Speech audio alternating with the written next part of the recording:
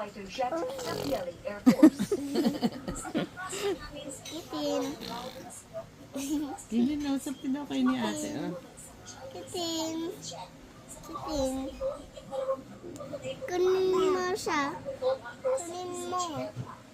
Dahil kausapin mo na Lex. Lumapit ang metro sa aeroplano ng Pilipinas, ang fighter jet ng Yung China. palaki ka na. Ah, sasalita si Kelly na. Laki ka na.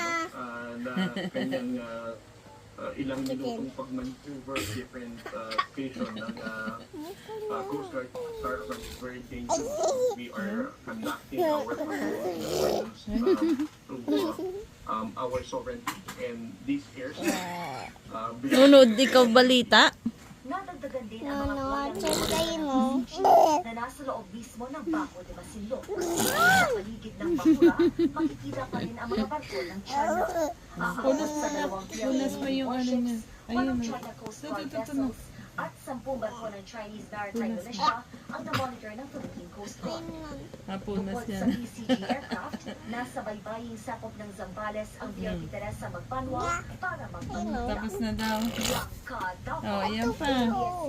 Yan pa din.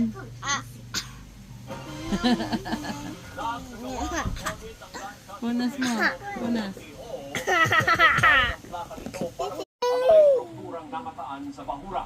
Napangatoo, Bianca, Tapa. Pagturo na ng... Sa lahat ng 55 nautical miles, kanlura na sa Zambales.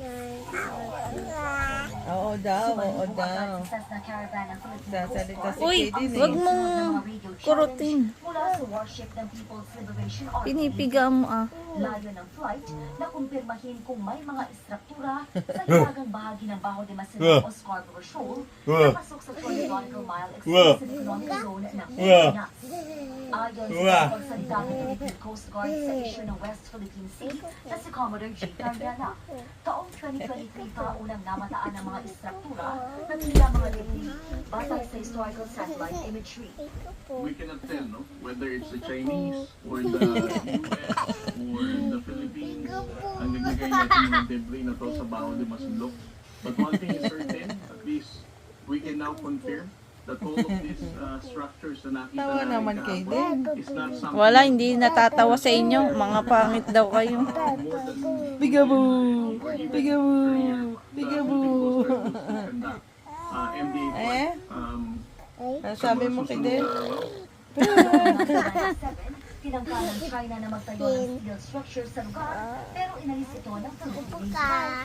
Prior to that, there were also reports of building blocks Ito